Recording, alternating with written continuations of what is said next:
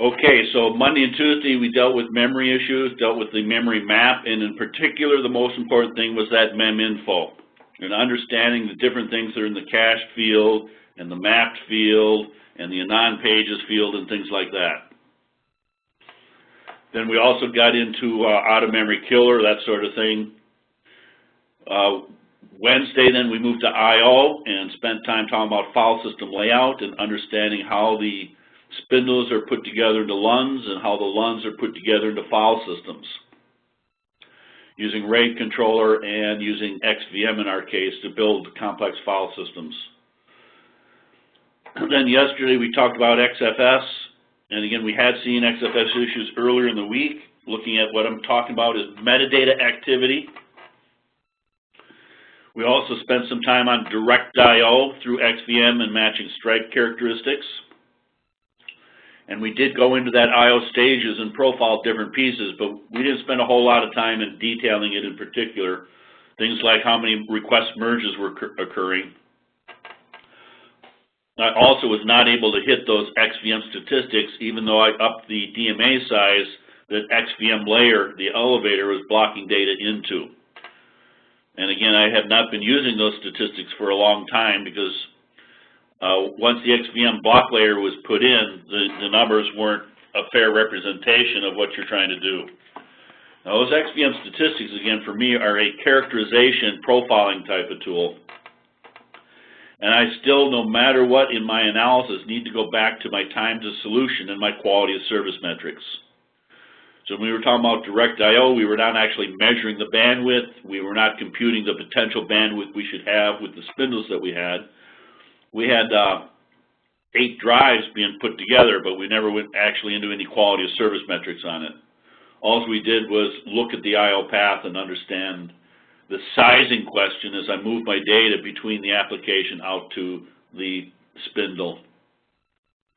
And then we also started talking about cached I/O. So we did direct I/O, then metadata intensive, and then cached I/O, and that's where we are right now. Again, when I look at a system, I'm going to usually look at the CPUs first to see how healthy they are, how busy they are, how many things are using them, what's the load level, what's context switching. Then I'm going to look at memory to see how it's being used. And again, the hard part in both of these is when we have broken the system up into a CPU set, and we don't get a whole lot of data on a per CPU set basis. It would be nice to have something like that PMG sys that could give me my system activity on a per CPU set basis, not on a per processor basis. The hard part about a 4096 CPU system is, and these big systems in general, is you got to be able to consolidate the data down, be able to visualize it somehow, and then be able to know what to pull apart to look at more closely.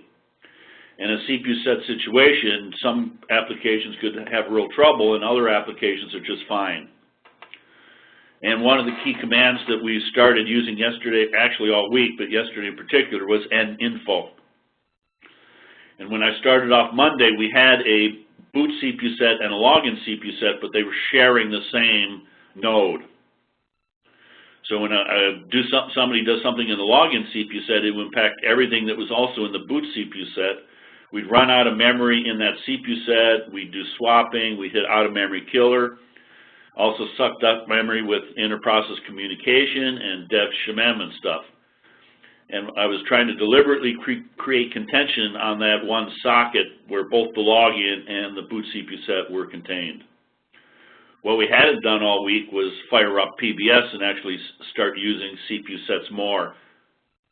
Again, it would be nice to be able, in a CPU set situation, which I advise strongly, it would be nice to be able to log in and have the MindGetty actually put itself into a global CPU set so that if the boot or login CPU set are in a memory pressure situation, you can still get logged in.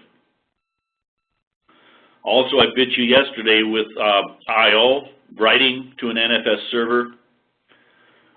By the way, Mike, when that whole event was done and the PS cleaned up and everything, the NFS server never released the disk space. It showed up as 100%.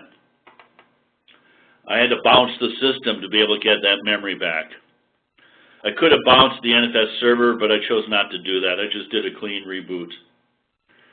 I also have to warn both of you, the NFS server on NAS server is an old performance suite and an old pre-release SLEPS 11 SP1.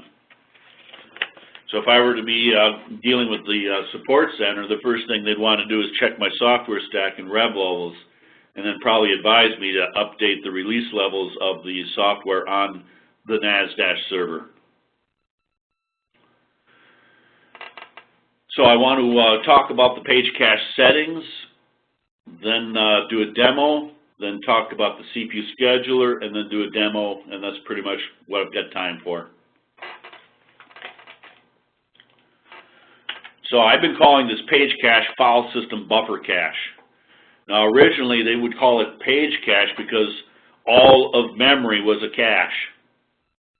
And we didn't really care whether these were I/O pages or anon pages. But frankly, nowadays we have a cache limit, so not all of memory can be a cache anymore. But people used to, instead of calling it a buffer cache or a file system buffer cache, they'd call it a page cache to be generic, because everything was being cached in memory. So what we need to do is understand more, and this is what we did in demo. Know what clean active data is. And again, active versus inactive was that swappiness command. And I have successfully done experiments where I was able to see the influence of swappiness between a number that was low, like 1, and a number that was 100 for the swappiness. Also, this is what I started burning you with, dirty data and what the flush daemon does. And again, the dirty data is data that has been written by an application, and there is a mem copy routine that is going to copy it from the array space or the data space off to a kernel page in the page cache. And that's a memory-to-memory transfer, and that takes the interconnect oftentimes. One of the things we need to look at today is the dev CPU set memory spread parameters. They're spreading the slab and the page cache round robin across all nodes on the system. Now again, that is good for reducing the memory pressure, but on a large node count system, you're spreading everything across the interconnect, across meta routers or quad routers, and that is going to degrade the bandwidth and degrade the performance. So again, there is the USPS, which is running Oracle and is not in a CPU set situation, has turned off the spreads. And that is good for the application as long as they don't get into a memory pressure situation and a page cache thrash event. So the key thing was in the lab was to play around with some of these ratios. Yesterday when we started, and I'm going to try it again, we were seeing flushing kicking in and being aggressive. Remember, Mike, we were talking about that, and I said it's not kicking in where it should have been, but at the same time, I was glad of that in a way because I didn't want to get all my memory filled up with dirty write-back and NFS unstable. By the way, later in the evening, that file that you found there, Mike, it took a couple hours for that thing to flush, and again, I couldn't do anything about the process until the flushing was done. And I'd slowed down the flushing real bad, so it just sat there for a long, long time. By the way, all this data has been tracked by PCP. I might try to go in there and take a look at that. So monitoring cache, I want to monitor it with PCP, and the main thing was that I was using that memory stack display, proc meminfo. The default scenes that PCP gives are old scenes before meminfo had things like dirty, write-back, NFS unstable. And again, clean, well, let me save that. I also used BC free a couple of times, and that was the same thing as a sysctl. Oops.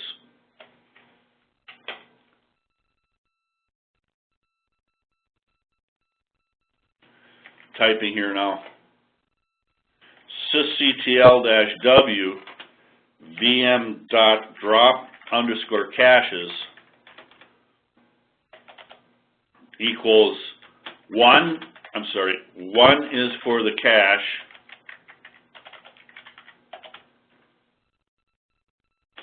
a 2 is for the slab, and 3 is for both.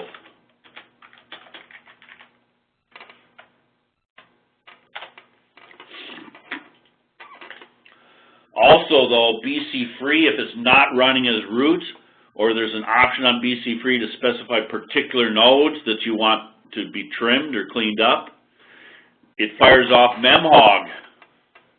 We haven't seen that because we've just been using it as root system-wide. But memhog is used to push a trim, and we saw earlier in the week how long it took 15 minutes to trim a slab, for example. We also used LSOF, and I was happy that yesterday when you asked about the major minor number, it was like a 0-1. I was glad that we were able to map it easily with the LSOF command, assuming it was still open. If it's not open, if the process has gone away or the file descriptor for it has been closed, you're not going to see it in LSOF. And by the way, that would include core dump storms. I don't know of any way to see a core dump storm. And a core dump storm would impact your system and would be a lot of dirty data, particularly if I'm in a 4096 CPU system and I've got an application running 4096 wide. It takes a seg fault, and that can result in a core dump storm. And those are not pleasant either. Again, as these systems get bigger and bigger, as I was trying to say, the intensity of the storms can get bigger.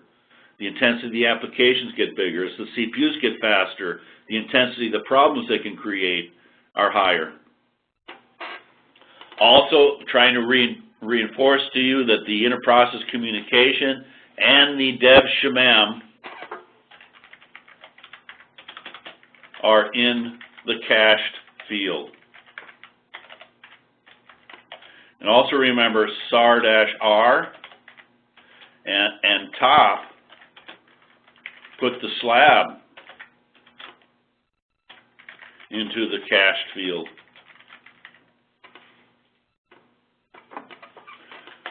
Okay, so buffer cache, again, to me, and this is old Unix, before even Linux days, where we talk about the file system buffer cache. This is the normal Unix I/O path that would go through the kernel, and then the kernel would make sure that the data is sectorized.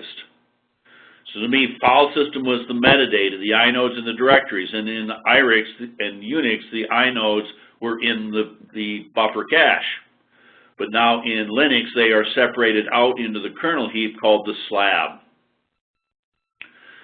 So in this case, buffer cache has two parts. For me, a buffer is for data that's being written. The whole purpose of a buffer is to hold my data until it's well formed, and then do the write. It's kind of like in a transformer or impedance matching, where it's going to suck up the data at a fast rate, hold it, and then send it off to the device. And then this is also referred to as buffer data or dirty data or delayed write data or even lazy writes. By lazy writes, I mean I don't have to worry about being on a file system block size or a sector size. But again, you have to be careful in proc meminfo and top and tools like that. Buffmem is for the raw I/O, not for the dirty I/O. When I first jumped from IRIX to Linux, I was trying to figure out what the buffmem was, because I'd do a write and not see it as buffmem, and they did not have dirty available at that time. So again, the buffer cache is in the cached memory value in top and meminfo. And again, when we write data, the buffering goes to dirty, which is part of cached. Then it goes to write back, and then it goes to NFS unstable. And we saw a lot of this NFS data go from dirty to write back, and then it just sat there because it couldn't get staged off the system. And it wasn't going to NFS unstable quick enough. So dirty data, when flushed to disk, becomes clean. And also, really not to disk, but off the mainframe. Once we've flushed it or written it or done a sync, it may still be on a controller cache, but not on the spindle, or it might be on a spindle cache, but still not on the spindle itself yet. And there is this XFS buff D that is, we actually did see that in top the other day, that's writing these buffers to disk and passing it off to the flush daemon with a major minor number. Again, when I first saw the flushing, I was thinking block devices and went to proc partitions. Then I also said, oh, that's right, this is a network interface, therefore it's not a block device, it's a character device. And then I tried to do an ls-l on /dev to see if I could find it. I'm assuming it was a network socket type of connection. And we eventually only found that major minor number through an LSOF.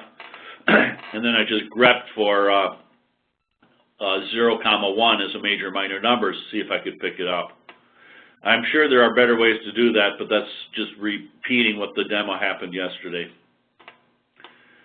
Again, this data that is being written to the spindle is not coherent yet, and particularly in a cluster situation, you don't want multiple processes writing to the same file at the same time, or one process writing and the other one reading without them being synchronized somehow. So in a normal NFS environment, that synchronization is done by the application with NFS locks. So if I'm going to do something to a file, I'm going to lock it so that nobody else can use it. And then not so much nobody else, but the rest of my application that knows how to use locks can use it. In a CXFS environment, we're doing token passing to the metadata server to lock it. And again, these tokens are passed upon a private subnet, and if I have a heavy metadata situation, I'm going to have a lot of token passing, and that would expose a weakness of CXFS for things like varspool news, varspool mail, things where I am in a heavy metadata environment like I was doing with Postmark. And again, the metadata is being flushed by XFS syncd, but we were not seeing that because I wasn't in a metadata intensive situation yesterday. However, when I am writing a large file or lots of large files, the file is growing, and that is metadata as well. The metadata storm we had earlier in the week was make-drs, but there's also the ability to just have a file growing, and that's going to result in a hot journal, hot log activity. And that's why in the video stream coming down from a satellite staging to disk, they may actually get the log external and off that drive so that the metadata changes in journaling are not fighting nor interrupting the main bread and butter data stream. We don't want to have to jump to the middle of the drive to write a journal activity just because the file's growing. Also, we talked about yesterday that in a XFS, also in extended 2, 3, 4, you do have allocation groups or block groups that are used to spread these things around. Rather than have one big pool of metadata and one big lock, we lock on a per allocation group basis. So if I want to really increase the intensity of this, I'm going to put my I/O applications each in their own, the files each in their own allocation group, allowing the files to grow consecutively, which would even further increase the metadata activity. And there was the AG count when you make the file system, and an AG skip to be able to skip over the next allocation group and rotate through my allocation groups quicker. The main reason I was mentioning skip AG was when I have, say, 1,000 allocation groups, and I basically taken an 8+1, maybe I've got 40 LUNs, did an 8+1 40 times and concatenated those together. So the allocation groups would not allow me to rotate between concats quick enough, and I wasn't able to move on to the next concat that was separate independent disks. So by having the skip AG, I could burn through my allocation groups within a concat quicker and rotate to the next concat, which is on a different physical media path. So anyways, XFS BuffD and XFSD are doing dirty write-back slab, and by default, it's spread across the CPU set round robin, and if I'm in the global CPU set, it's the entire machine. And that's going to pollute everybody's memory node out there, giving them potential problems and contention. Again, I like to describe a cache like a public swimming pool. Anybody can do what they want in the water. And I don't want somebody stepping on my cache. If I read in a 10 gig file, Somebody else writes a 10 gig file, I don't want that write to impact my read. And that's where CPU sets come into play. I don't know if either of you ever worked with Unicos and LD cache in Cray days.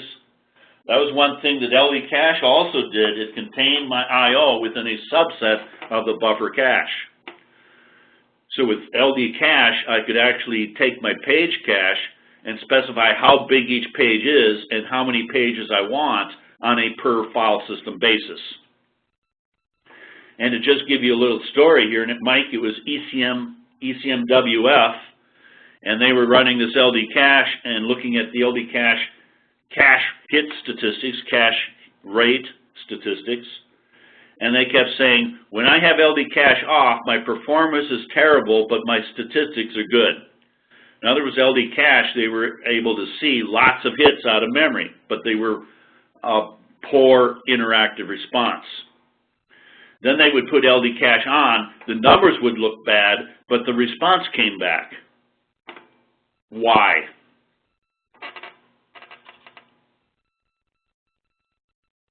When they had LD cache off, the abuser was able to abuse the entire machine and step on everybody.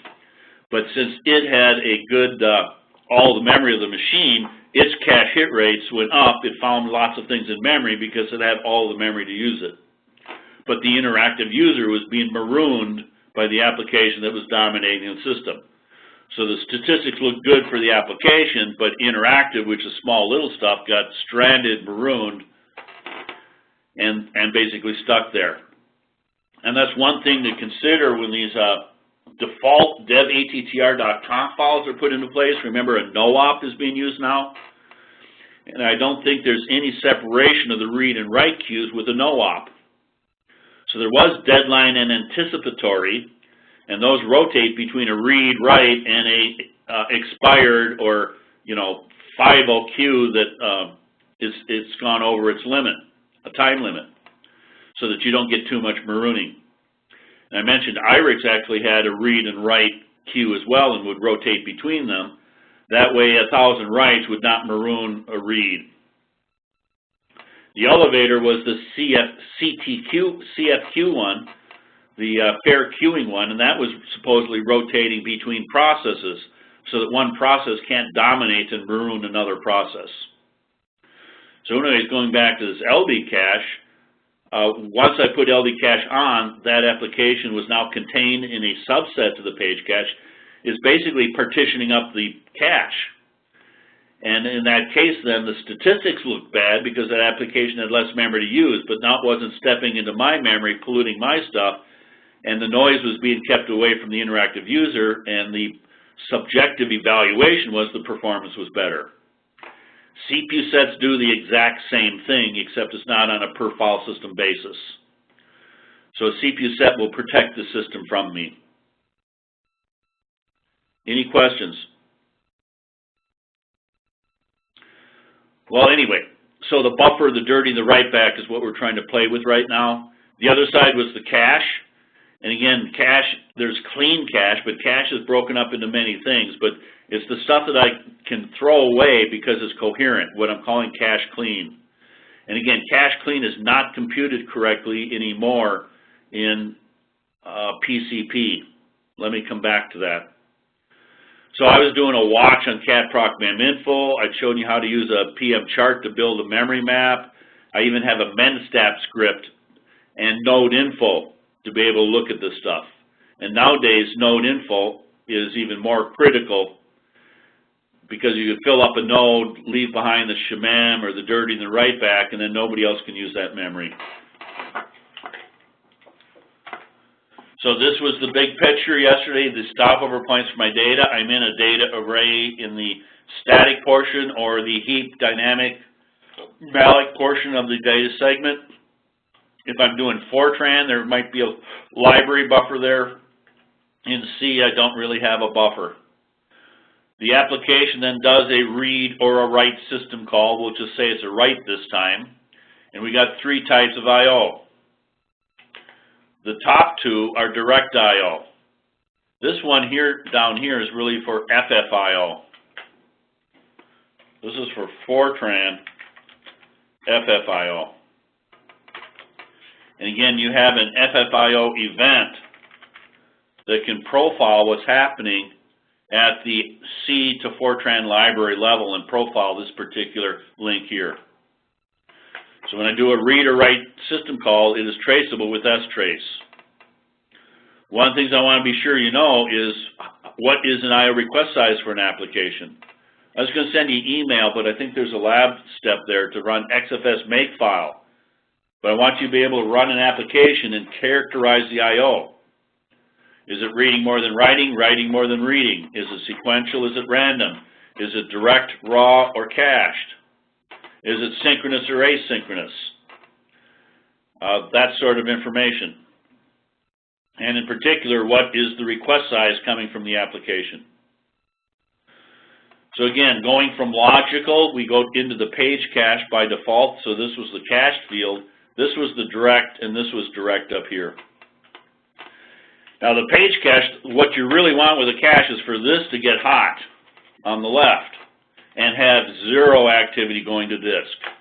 That's the purpose of a cache, is to hide my disk activity. But if I'm not reusing the data, you may fill up your memory with cache clean and never use it. Then an application comes along, needs to trim that memory, that takes time, and then I end up going off node with my allocations. Anyway, what you want is to see your logicals high and your physicals low.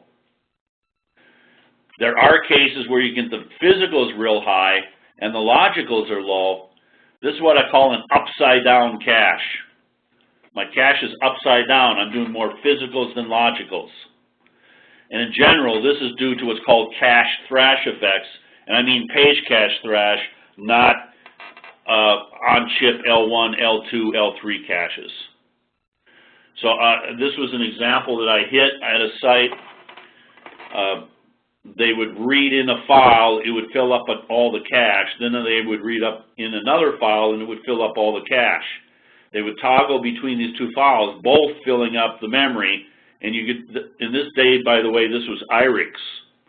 And IRIX has a tool called BuffView. I would love to have BuffView in Linux. 25, 30 years ago in Cray Unix days, we would dump the buffer header chain to paper, go through it with a pencil and figure out where did my buffer header go? What are all these things? What are the assets in my cache?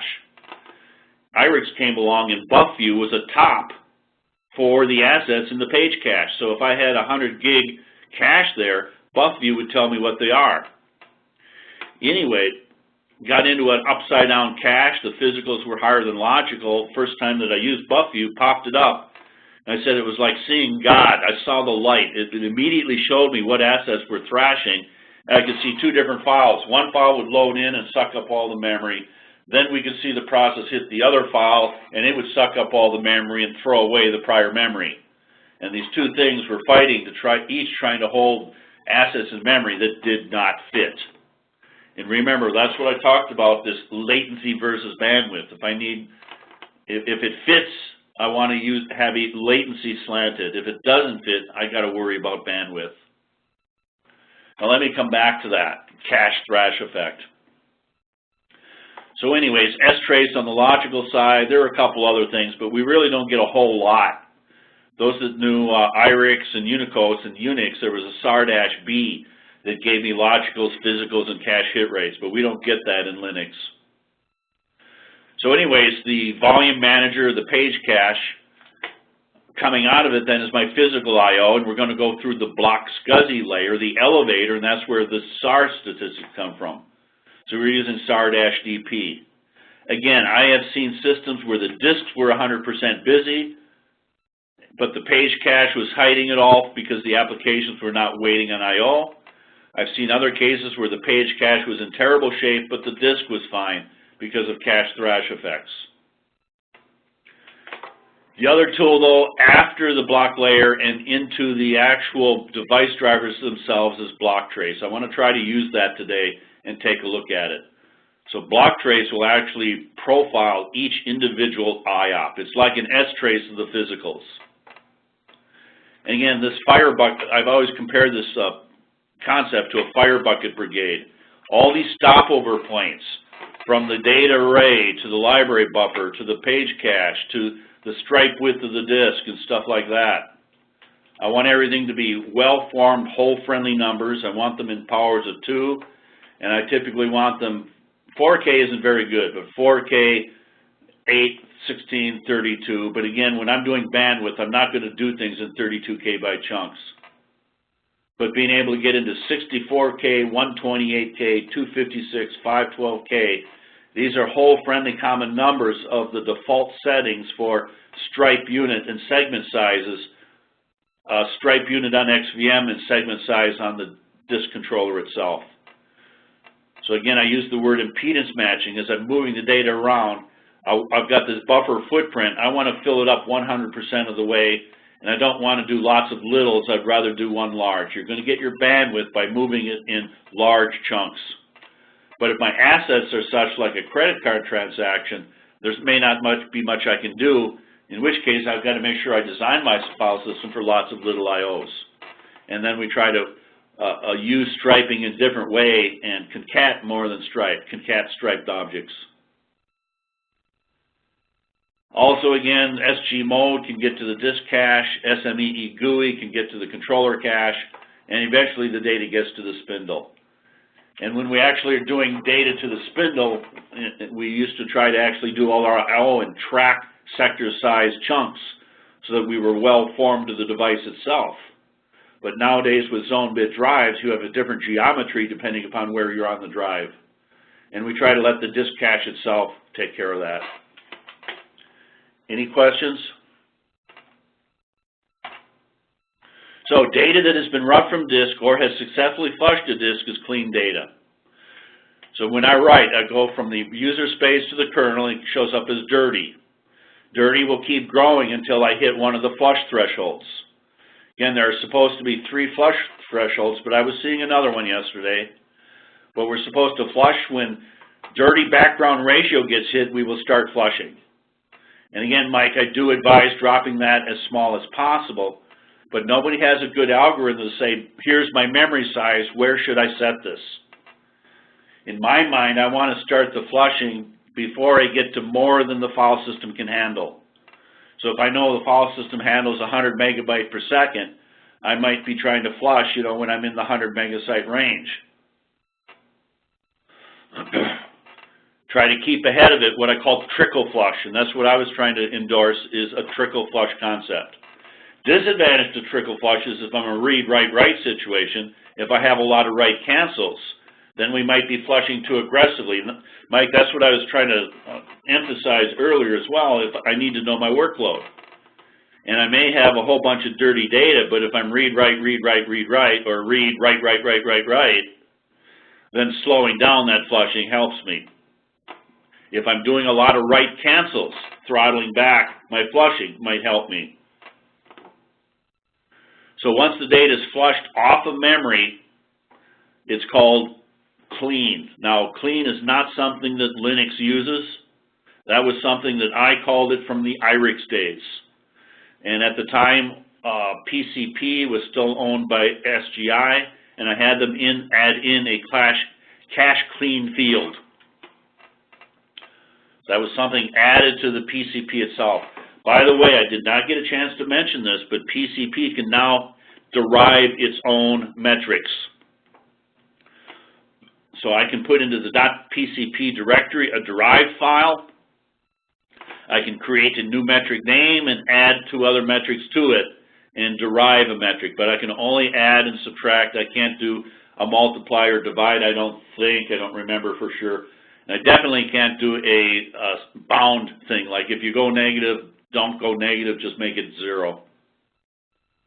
So if you're interested in derived metrics in PCP, come back to me on that. We don't have time right now. But basically, cache_clean computed by PCP is equal to the used minus the dirty plus the write back.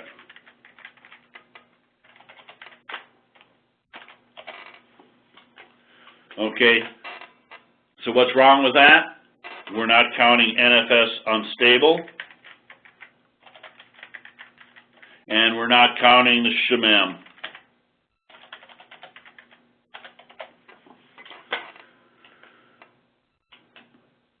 So NFS unstable is not recoverable, therefore it is something that both of these should probably be added back into here. And when I added them back in through a derived metric, I started getting some negative numbers and stuff, which would confuse PM chart. So even with PCP, when it says cache clean, you've got to realize how that is computed and the fact that there are other assets in memory that you cannot trim or free or throw away quickly. And if it's unstable, it's just another type of dirty. And shemem, I can't trim that. If I push it down, it's going to go to swap. Any questions on that? So if the clean data is not busy for a given amount of seconds, I cannot give a time to that. In IRIX, we could actually put a specified time for how long it was going to be not busy. It was like 30 seconds or something like that, I don't remember. But there's a system parameter to control how quickly we rotate the page and put it at the end of a least recently used list. This is what a cache is. A cache has some sort of age information in it. So I'm going to manage that cache by a most recent keep, least recently used throw away.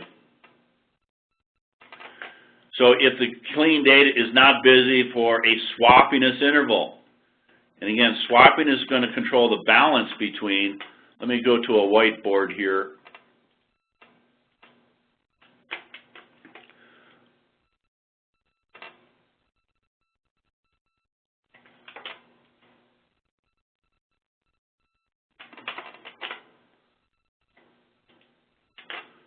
Okay, so I've got my slab, I've got my dirty, I'll put right back in there as well, and then clean. That's my page cache, and then I've got my anon, and I'm going to put a little bit of buff mem in here.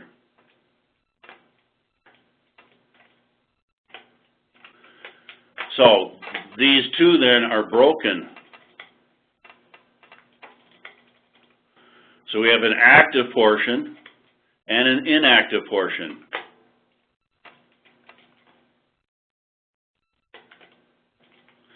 I'm not a very good drawer here, but are you okay with what I'm trying to? So there's my memory map. Now, let me go to a different color here. Swappiness. So let's just say that is a 100. So what's that going to do to this memory map? If I'm at 100, my anon is going to be even bigger in the inactive. So here we've basically grown it, saying I'm going to have more inactive anon pages. A high swappiness number says, you know, I'm going to be swappy. So this stuff is going to get picked on, the anon stuff is going to get picked on before this stuff. And if I have a large swappiness, I'm going to have a large inactive anon. Let me go to a yellow here. So now if I take my swap, oh, I don't like that color. Oh, with this one. Now if I take my swappiness and let's just say set it to 5, that's going to say protect the application anon space, and therefore you're going to trim the cache. Oh, by the way, let me go back to here for a second. So going back to this default situation, oh, I think I wanted red. So with a swappiness of 100, we're going to have a lot more active cache.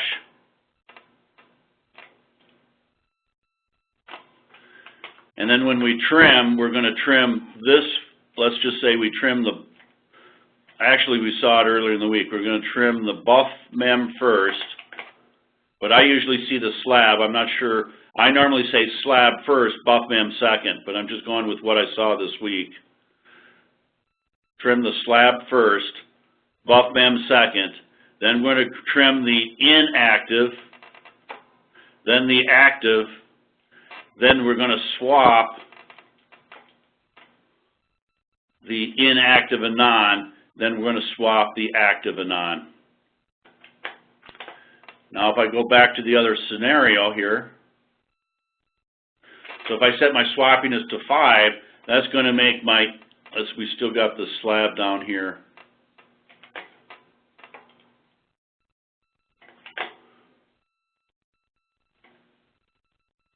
We still have the buff mem. We still have the clean, dirty right back stuff. And we still have the slab. And I've been successful in demonstrating this in demos, but I'm not going to try it today. So when swappiness is 5, we're going to have a much bigger active.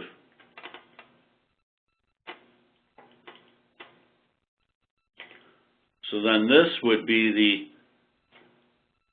the, oops, did I go the wrong direction? I wanted the, swappiness of 5, correct. So I want to have more active and less inactive. And then down in the clean, I'm going to have a much bigger inactive and a much smaller active.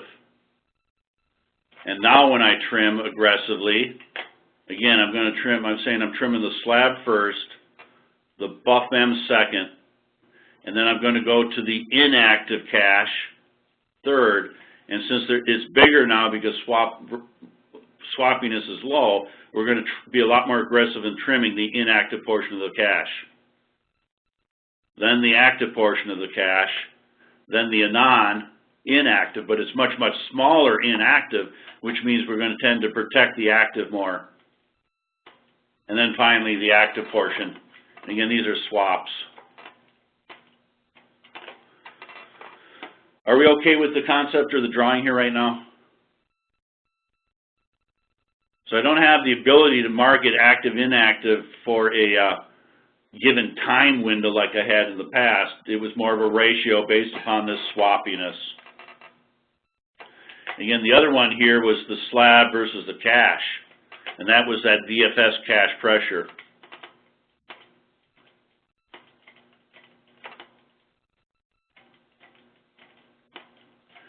And that's balancing between trimming the slab and the metadata there versus the cache itself. Are we done with this drawing? Can I move on?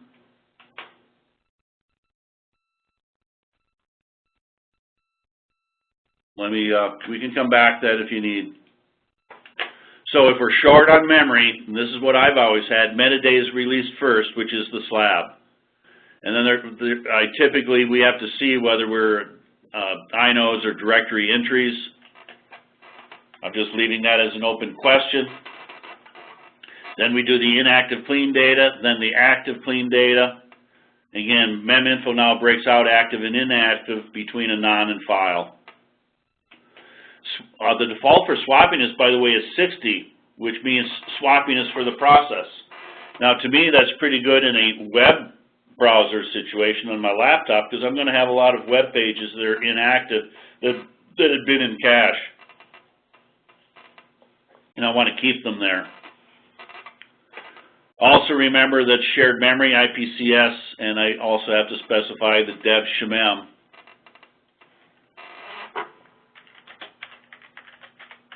And they will swap. Shemems can squeeze out the swap. One of the games I play is fill up all of memory, fill up all of swap with unattached shemem segments. You come in, you can't run anything. You can't even, I've gotten to the case where I can't even do a clean shutdown because the out-of-memory killer was killing the shutdown processes. And I have a long-standing design request that was rejected saying the out-of-memory killer could kill the process, not free up the shared memory segment, and still have a lot of problems with itself. That the out-of-memory killer should have a setting to say, clean up the shared memory segment for what you just killed. So I could keep shooting the processes, but not getting any memory recovered.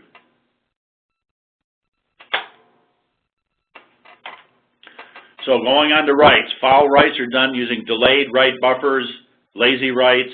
There is what's called delayed allocation, and this is something that Extended 4 also picked up. The two key things that I've seen Extended 4 pick up was the extentless concept and delayed allocation concept. So again, data is kept in memory for 15 to 30 seconds. Log into Floyd 3. Let me go to my desktop here. By the way, Floyd 2 does not have an XFS file system, Mike, when I was using it last night.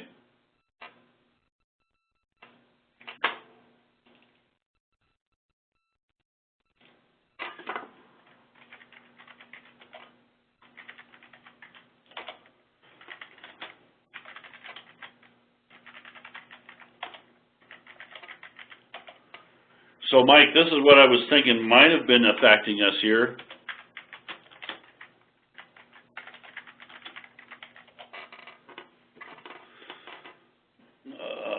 Oh, no.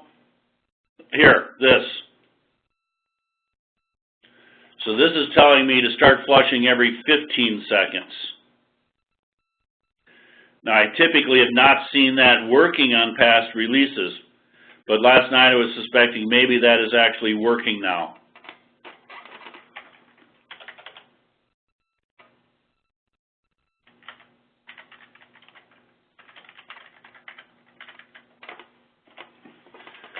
And I was looking for a 30-second flush, and it looked to me within PCP like I was getting a 15-second flush. And I was never getting up to 50% of my memory dirty because this was kicking in real early before I hit the 10% threshold. I'm just guessing right now. I don't know for sure. We didn't see any XFS buff Ds, though, did we? When we had pops up or anything? Well, XFS stats has buff stat statistics and stuff like that. We did see the XFS buff daemon running and stuff like that. Okay. But when we were looking at the time domain for the flushes, it looked like it was kicking in too early, and I'm suspecting that I'd never seen that work before. And my prior labs had always worked on this one here, every 30 seconds. Earlier, SLUS 11 SP2 was broken and would not even flush by age. So I'm just thinking aloud here, but suspecting that we might have hit that. And then this is for the metadata, and this is for the data. But normally, the flush daemon itself was triggering off of this. So that's why in my workbook I have both 15 and 30. Let me go back to the workbook here. But I hadn't seen that 15 working before.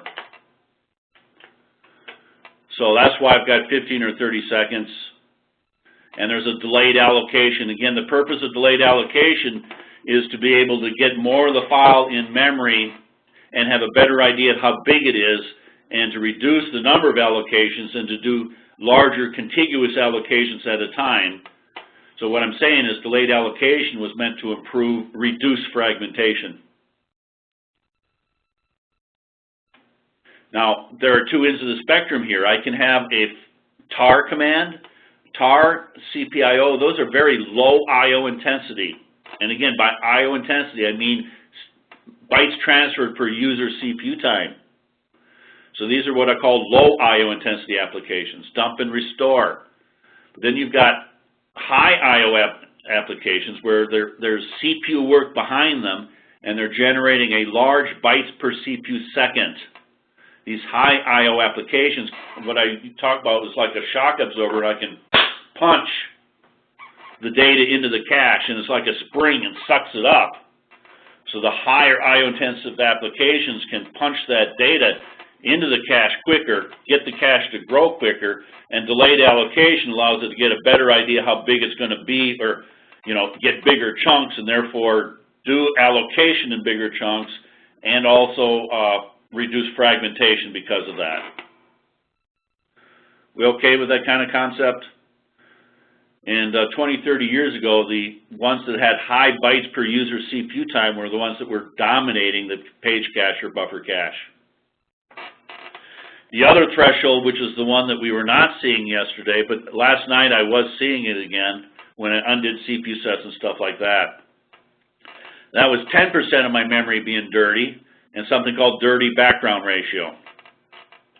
Now, one of the things I've tried to do in the lab is increase dirty background ratio to 50, increase dirty ratio to 50, and then do my file sizes less than that threshold so that I never start flushing based upon percentage of memory. And then the only thing that is controlling the flushing was the expire centiseconds. And then I would adjust that expire centiseconds and see what that does. And in lab, you should be able to extend it out and see the disk flushes when they occur and slow down that flushing by age. So anyways, memory's flushed by the flush daemon and XFS buff D. We were seeing those yesterday. Again, be careful, Mike. Floyd 2 does not have an XFS file system when I looked. And Floyd 3 does. And Carlos, as he'd done some of the labs, I think he should have an XFS file system too, but I'm not sure. The third trigger is flushing by the sync command or within an application with fsync. And again, FXF buff D and flushes for data. XFS sync D is for metadata. And we were just looking at that right now too, where we had a 30-second for XFS sync D and a 15-second for the XFS expire centiseconds. Any questions on that page? So we've been through meminfo. I'm just going to skip over that now. Again, the ones that I don't even care about, I don't care about any of this stuff. If you're doing huge pages, you do. I don't care about VM-Alex. Those are completely useless. Commit limit, I don't care about. I don't really use or know, unless they're happening, I don't care about write back temp or bounce. Let's see, everything else I do care about. Okay, and I burned you with slab early in the week. This is an older one. There's no shemem in this example. We now have shemem. So this is SLES 11. SLES 11 SP1 added shemem in here. And also the active and inactive are not here. The active, inactive per file. It's not keeping up with me. Per file or anon. So this is a real old proc meminfo report. Let me move on. So I was, again, trying to document what the proc meminfo statistics were, and I'm hoping after 3 days of this stuff, Monday, Tuesday, and yesterday, you have an idea of buff mem, dirty, write back, clean.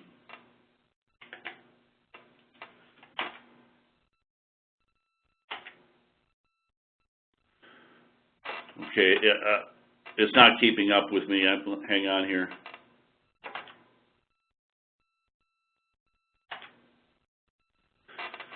So, analyzing buffer cache. Again, top. Remember the buffer cache includes the slab on that one. And again, the WCHAN, if I'm in top, there are buff locks, XFS buff locks that I want to look at here. PCP, the mem view that I built all week. We can cat the proc meminfo file. Again, I find this useful as well, as long as the file's still open. If the file's still open, I can sort by the size field and find that file. Okay, now Mike, in your case, you caught a home guest file that was too big, but if it's closed or process is gone, LSOF won't help you find it. But this was the closest thing I had to buff view to tell me what is in my buffer cache. Also, again, using the WCHAN field you were asking earlier, Mike, there's how I can get the whole WCHAN name. Again, also looking at disk statistics. And I did have to go into meminfo for writebacks yesterday because the ninfo, node info did not include everything. And I don't understand this, but one thing missing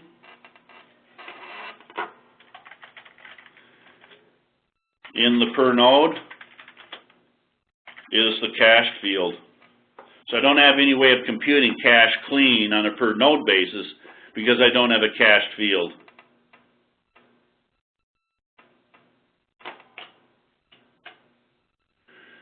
I'm starting to think something here. I need to check myself.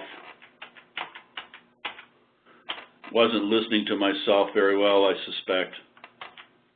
When I talked about cache underscore clean, I don't have it here anymore.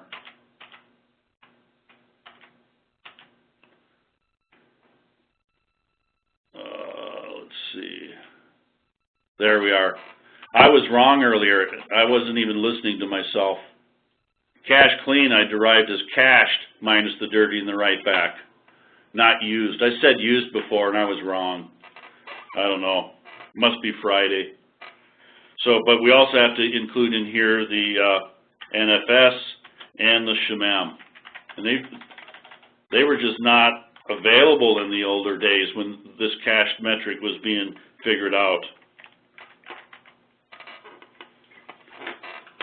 So if you made a note earlier on that used, go back and correct me. So anyways, there was no cached field on a per node basis, therefore I could not compute cached clean.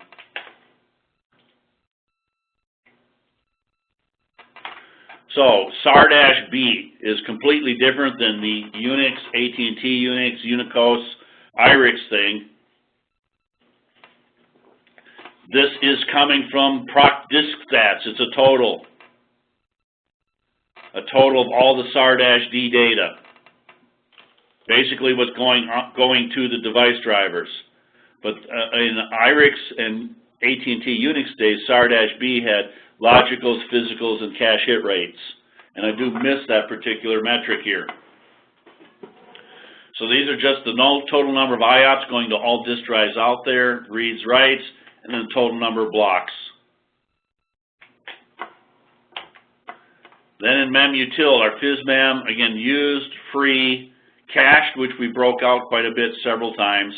So in cached, we had dirty, write back, NFS unstable, cache clean, shared text, tempfs, mem. Then we had buffmem, which was my raw IO. Now, PCP also has something called other. This is basically matching free, and when I was talking earlier, here's where I'm using used and subtracting cached. So that's basically what we're calling other. Then we have the active and inactive. Page tables, dirty, write back, and on pages, mapped, and slab. By the way, if you remember, I was doing this one first. That's only because it's going to be the smallest asset. And then, let me just draw down here. When I have my chart with the time down here and my memory size over here, by picking something real small as the first metric, this one here, that's going to pin me down here with a 0. Otherwise, I've had students get confused. They look at PM chart, and this isn't 0, but maybe this is a 120 meg or 120 gig system, and the bottom axis is 80 gig.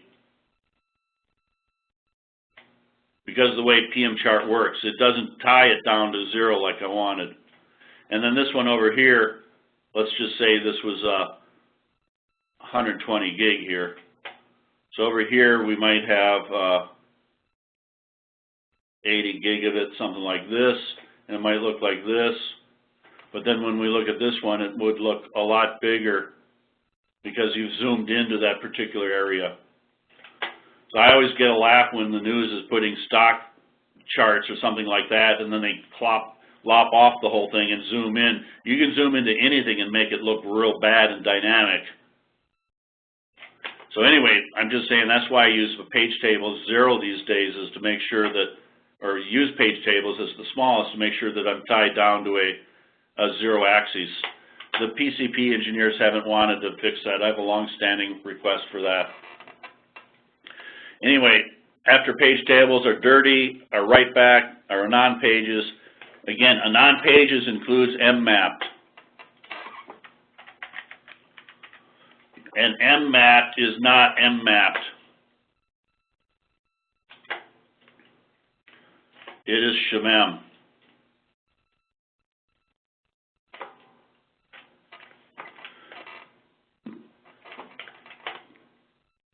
And then we've already experienced a couple of slab events. So here's what I was trying to play around and create yesterday. Now this was actually an titanium system in SLES 9, I think it was. So looking at this, I'm starting off with free. Then I see some writes started happening here with the dirty and the write back. And in actuality, this would have been clean, but we did not have the clean metric available yet. So as it's flushing, it's moving into the clean field here. And then the file was removed here, and all my memory came back. And in fact, down here, remember I was looking at allocation stalls, activates, deactivates, things like that. So here we can see a deactivate, all the pages that were deactivated when the file was released. Because the file was either removed, a close will not remove it, but I'll get into that later. Well, as it started another IO1, and this one seemed to go much further. Again, large writebacks. You do not want to see writebacks. And look at this, by the way. We were seeing something like this yesterday. This is the wake up for the flush daemon. It's not constantly flushing. It wakes up periodically and decides, what do I need to flush? And again, you don't want writebacks. So here we had a flush mark. They all went to write back, but it took a while for that write back to occur, maybe 15, 20 seconds. And what's happening during this, these greens look like page activations. So as the file is growing and we're going dirty to write back, we're getting pages being activated. And then here are pages being deactivated. At this point, we might have been out of memory and started to do trims or rotating pages. So we're at an interval here, and I can't see it right here. What do we got down here? 37, 57, 30. I'm going to say that looks like about a 2-minute window. Looks like about 2 minutes between that before we actually started deactivating pages. But I'm also seeing what looks like page rotates in here as well. And then this one down here, here's my allocations again. The blues are, again, I don't really know much about it. Page refills going on here. And then page scans. So here's where we're actually K-swap D's kicking in and starting to do stuff. In fact, right here, we've got a page scan, this stuff right here, when the file was being released. Let me come back. Here's just another example. Now, in this one, we do have cache clean actually available through PCP now. Now, one of the problems with SLES 9 was dirty could go to all of the memory. So here again, we see dirty go up here. We should only be able to get to half your memory now at the most, and that would be dirty, write back, clean, all added, and NFS unstable. All added together cannot be more than 50%. I see little write back. So right here, we started a flush.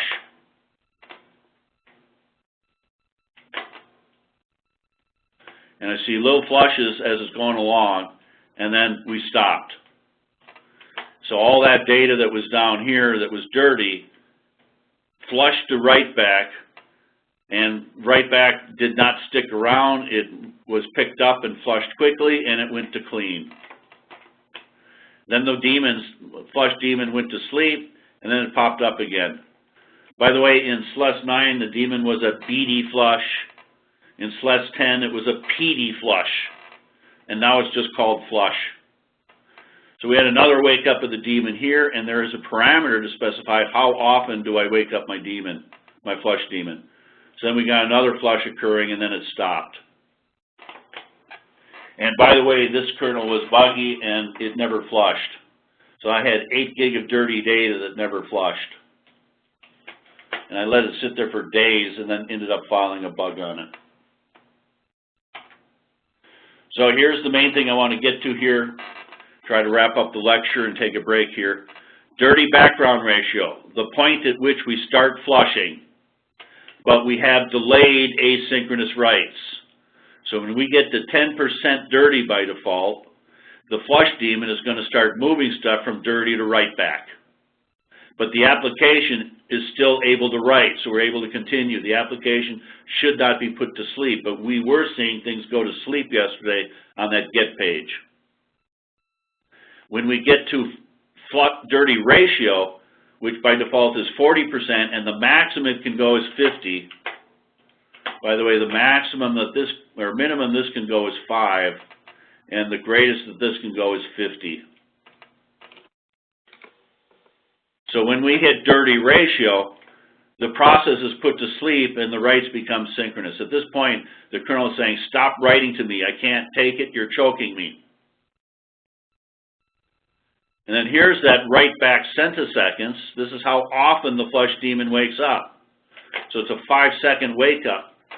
And when I was talking, this write back centiseconds is what we might have going on here, when you're seeing this step ladder.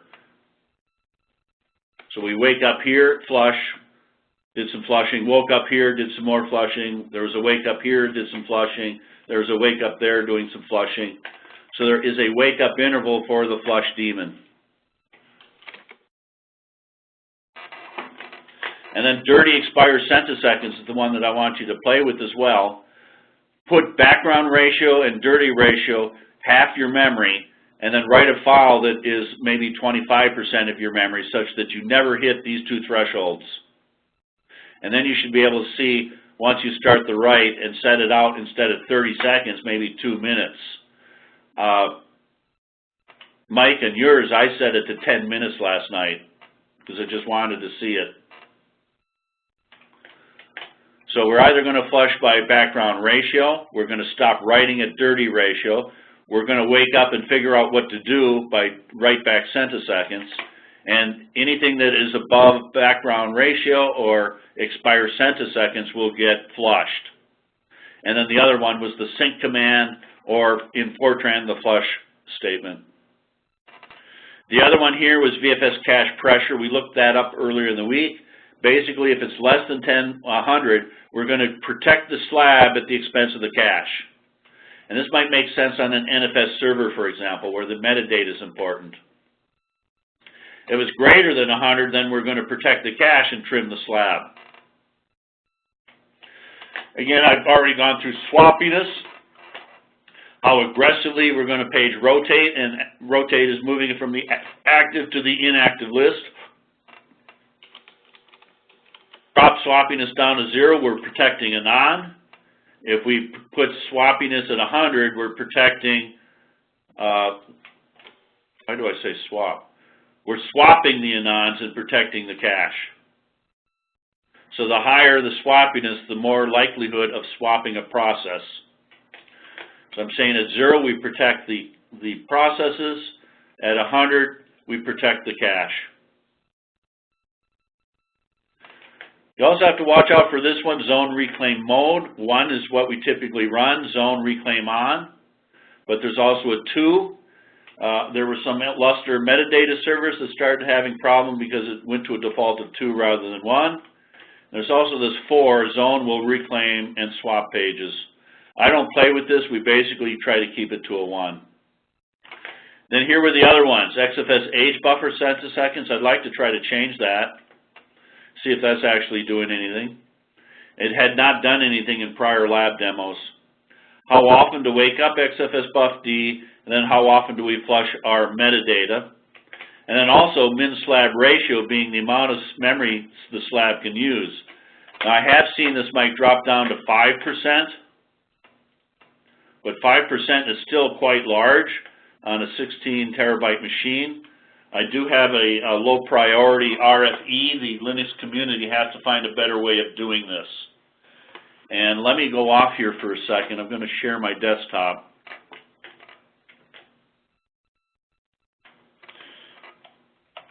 So you should be able to see my desktop now.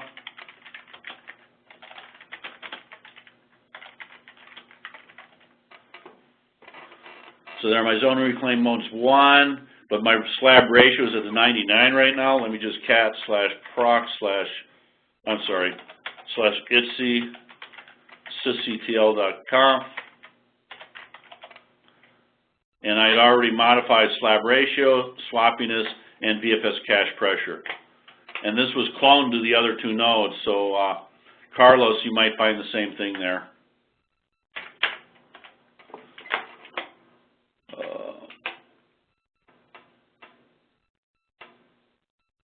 What I wanted to show you, though, is we can now do dirty background by bytes. It's one or the other. If this is 0, we use background ratio or dirty ratio. If I set this to a given size, then this one is ignored, and now we can flush by a given finite size. So, Mike, when you were asking about some sort of auto-tuning when you install, it would make sense to be able to figure out how big of a memory system you have, what the bandwidth of your production file system is, and to figure out a threshold such that you do a trickle sync rather than letting it get too far ahead of you and start flush choking. But I don't have anything for the slab itself. Anyway, the slab is only by percent. I can't see what the default is here. I'm suspecting it's 5% now.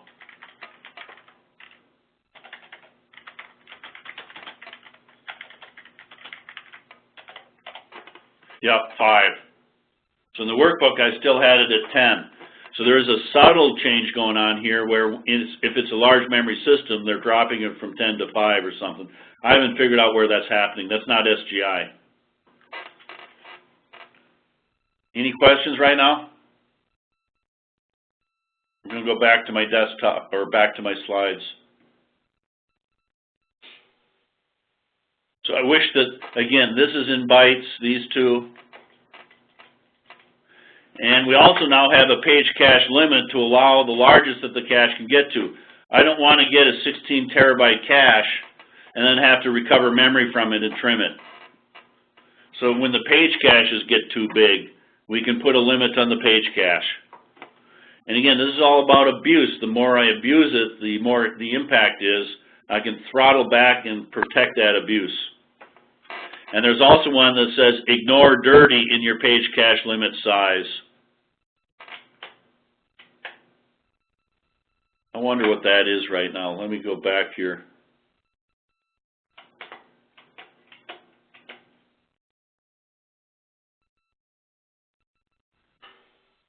Yeah, page cache limit was still a 0. I thought maybe that might have kicked us in early too. Now let me put this another way now. So again, delayed write settings. I've got user space here.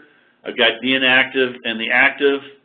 And then I've got my dirty, my slab, and my kernel. So when the user trims and pushes down, I've got that we're going to push the slab and then push the inodes and then the directories. But I'm not going to predict that for every kernel. Then the buff mem, then the inactive, then the active cache, then again, a sync or a close or a flush will result in it going from dirty to clean. And then from clean to inactive or active clean to inactive clean is going to be the swappiness value. And it's going to get completely released if there is a memory pressure trim or the file is removed from the file system. So I want to see how that plays out in a demo. So here's the bottom line here now. I've got memory over here. Maximum memory is 0 memory. I got a time domain down here. I start writing data right there. So my program starts writing. This down here is the dirty data in this area here. So my dirty data starts growing. And yesterday we started seeing it not get any further and lopped off before we got to 10% or even 5%. So 5% or 10%, wherever dirty background ratio is, flushing starts to flush. We start flagging things for a write back. So right after that point then, my write backs are in here. And as we're flushing, we're going from dirty to write back to clean. So I kind of see the clean is growing here as well. Then when we hit dirty ratio, which was a default of 40 or a max of 50, then my write backs and my dirties cannot exceed. My write back dirty NFS unstable cannot exceed dirty ratio. And that's what we were trying to hit yesterday. And then there's also page cache limits, so that as I go from dirty to right back to clean, I can limit how much is going to stay in memory in the clean portion of the cache. I also then see my step ladder thing. These are the wake-up intervals of the flush daemon, which is dirty right back centiseconds. And then at some point I get back below dirty ratio, the data is flushed, is clean, and then we got to wait, if I'm below the other thresholds, wait for dirty expire centisecond to do a flush. Are you okay with this drawing? This is what we were trying to see with that PM chart display yesterday. Again, I don't like to see dirty write-back NFS unstable in the terabyte range. If I'm seeing write-backs, there's something wrong. That means I've marked stuff to flush, but it can't get flushed. It's choking. Large write-backs is a file system choke, a flush choke. So here was another example here. Let's see, yellow is the dirty. So I started my flushing here. We shouldn't see the disk activity until we hit 10%. Now yesterday I was using NFS. So you're not going to see disk activity for NFS. But today I want to do it straight to a local disk. Then we got up to 40%. The flushing is started here, so this was what? Background ratio. This one was dirty ratio. And I can see clean going to all of my memory. And then look at here. So these are the write backs, and I'm flushing down. And then I stop flushing right here because I'm below the 10%. And then I've got to wait for dirty expire centiseconds, which at this particular time in the kernel, what I got here, 2506. Well, we can't really quite see 30 seconds here. What's this one? 2506, 2536, 40. I'm just trying to figure out the time frame between them. And that looks more than 30 seconds. 36. Well, maybe this would have been right here, the 30-second range. And again, it's not going to be exact 30 seconds because you still have to worry about the wake-up interval. So going back in here, there could have been something in here, but if we didn't wake up in that interval, we won't do the next evaluation. So my wake-up was what? Where were we?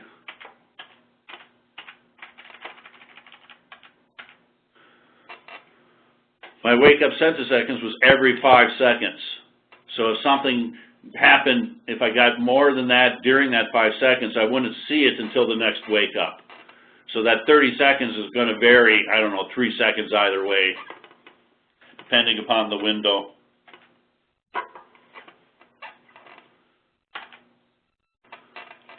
So, just wrap this up, there are what are called vnodes. Vnodes are a file system pointer to an inode. It's a virtual file system. Vnodes don't care whether we're NFS or whatever. And then the kernel is going to figure out the file system specifics. Also, LSOF prints open file table, but there are things that may not show it. I need to look at that more closely. But in the past, I had memory sucked up, and FUser and LSOF did not catch something being RM'd, but that's a question mark for me right now. So XFS does have some vnode statistics, and my XFS stat script printed this out as well. Number of vnodes that are active, number of vnode allocations, number of times I've went to look for a vnode, held, released, reclaimed a vnode, that would be a bad one, removed and freed. I generally am not watching vnodes, I'm generally watching inodes. But these are very relevant to us. These are the buffer cache metrics. So if a program needs to do a write or something like that, or a read, we're going to have to get page buffers for it. So there is a get to say, give me page buffers. If it's new, then I have to create it. But I can have contention on a locked page that succeeded, or a locked page that waited. Also, number of non-blocking requests. In other words, it was synchronous. And missed locks, where a number of requests for locks failed because there was no page buff available. And then out of these gets, how many did we find out of the page cache? Number of hits, number of retries, and number of get buffer calls that required immediate attention. So I can kind of get a get, create, found type of ratio, and then all these slows or failures. Question. So all of memory can be used for cache, but again, we have that page cache limit now, but it's 0 by default. And again, this is the other thing. If I don't have the SGI software loaded, I'm going to get round robin across all nodes. And there are times, again, where you may want a local allocation and a local trim. Again, there's an active and inactive portion of the cache. When you do use BC free, both get thrown away. This, I say, is broken. I want to prove that today. When I'm in a CPU set, a mem hardwall 0 says my page cache or my slab should be able to go out my CPU set. But that is not happening. It is behaving as a 1.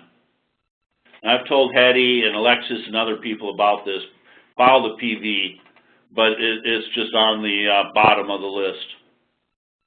I want to try to prove that later.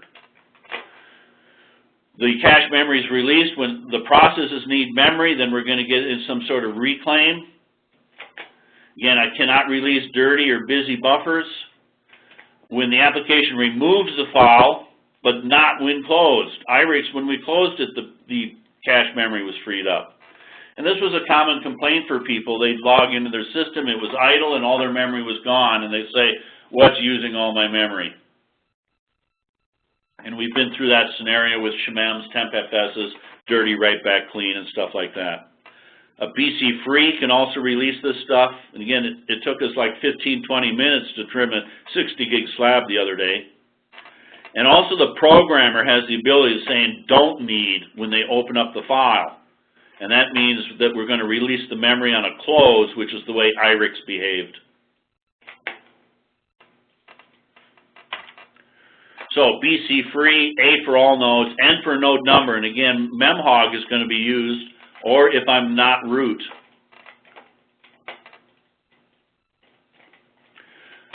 There is an S option, which will just force a sync, and then an F option for the slab. I used to have problems in an earlier release where the slab was like SLUS10, SP1. The trimming of the slab was so bad that if I was out of memory and hit the trim, it would go to the slab first and stick there for a day. And then I would do and this was tar, then I would do a BC free before it, which gave enough free memory that we never hit the trim, and then we wouldn't go in trying to trim the slab. Again, I don't want that slab to get too big. BC free is calling drop caches again, 1 for the page cache, 2 for the slab, 3 for both. There was a permission problem on it recently on our x86 apps list, but I don't remember what the issue was right now. Again, I need to be root to do the whole system, but not needed on a per node trim because that uses memhog instead. So here we're just seeing the writes going on. Here I can see the wake up of the flush daemon. I'm going from dirty to write back. I see the flush here. I see a flush here, here. When the program is finally done and removes the file, all that memory was given back. Now this was another example where I was using LSOF. A lot of different ways of doing it. I don't have to get that fancy here. But basically, I then sorted by this column here, which is the size. Yesterday, we were using this column for a major minor number on NFS. So this is a way of finding, if the file is still open, what's the biggest thing in memory? And you got to be able to throw away garbage. If they don't look like real assets, throw it away. So what are my cache problems? First of all, write pollution. And that's kind of where we are now, where you're writing. Meminfo has a lot of dirty or a lot of write back. Now, a flush choke is when I'm trying to do a flush before the prior flush is done. So this USPS checkpoint files from times 10. They were flushing too aggressively, and the file system couldn't keep up, and they were getting a lot of write-back data. Also, again, don't forget about NFS. So if I'm flushing a large file to NFS, NFS is even slower. And this, again, is why I want to be able to drop the flush settings so that they're more aggressive about flushing and putting the process to sleep so that I don't get too much dirty data. I was also talking about cache thrash. This is where we have lots of B reads and B writes. A lot of physicals. The physicals are greater than the logicals. I've always called that an upside down cache. Purpose of the cache is for reusing data. So when I get into a cache thrash situation, is usually files being read. I should say multiple files being read.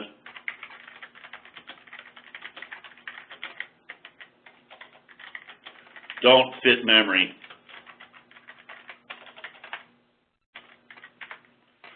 So we read one, then the second, which results in a trim of the first, and then we have to reread the same data second time.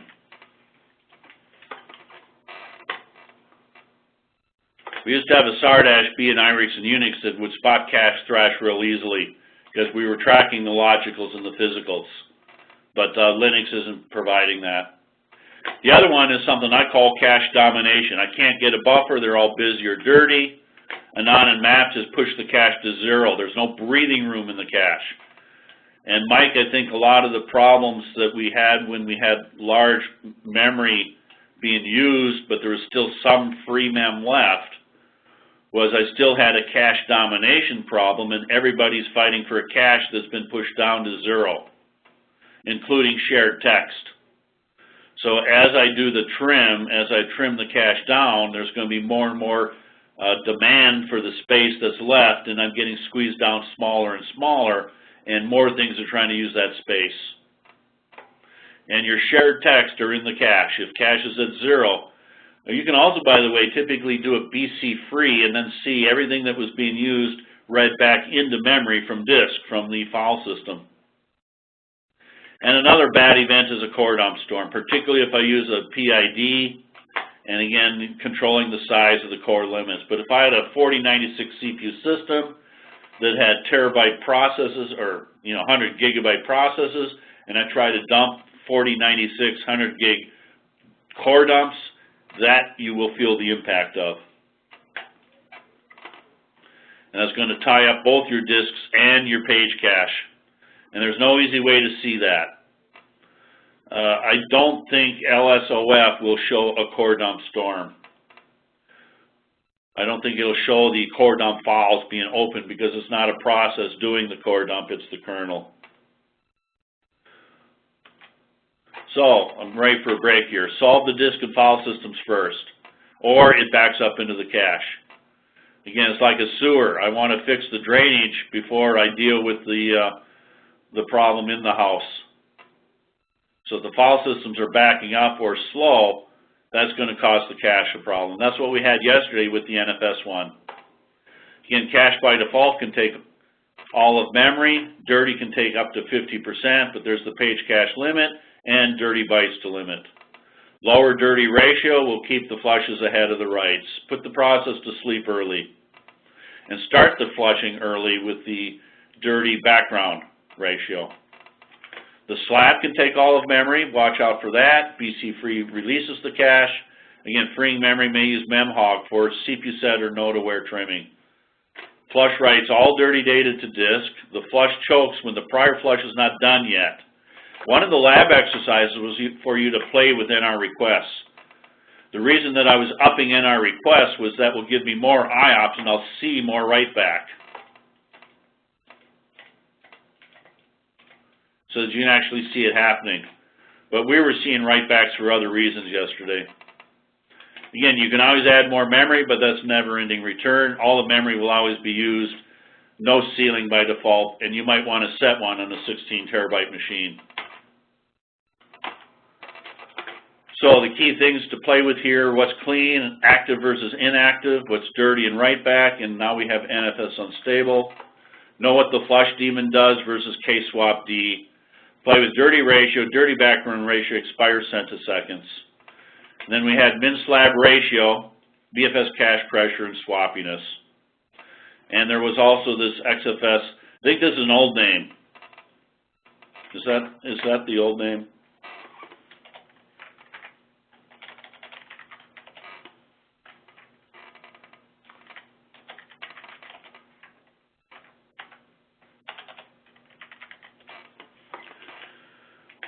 Just double checking here.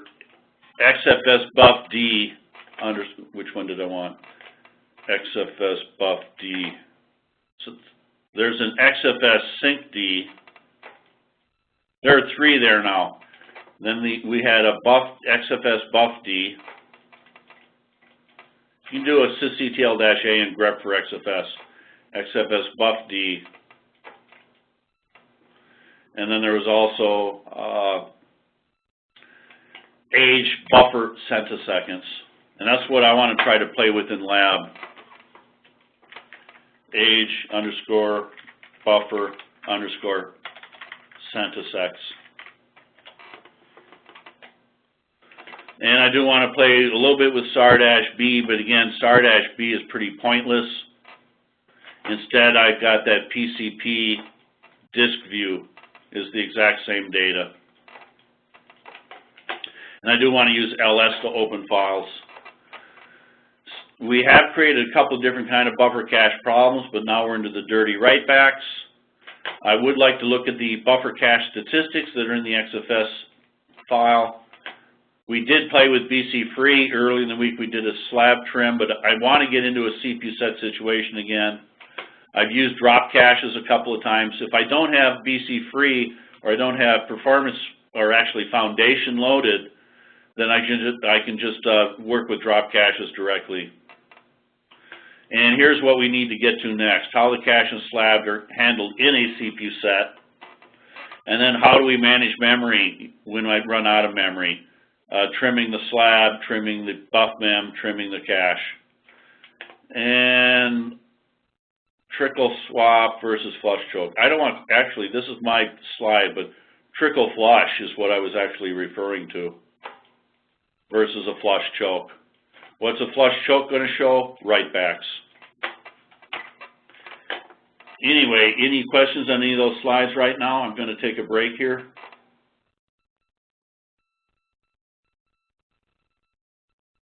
Okay, let's come back at like 10 minutes after the hour.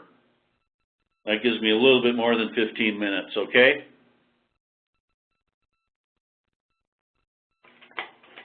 I'm going to stop the recording.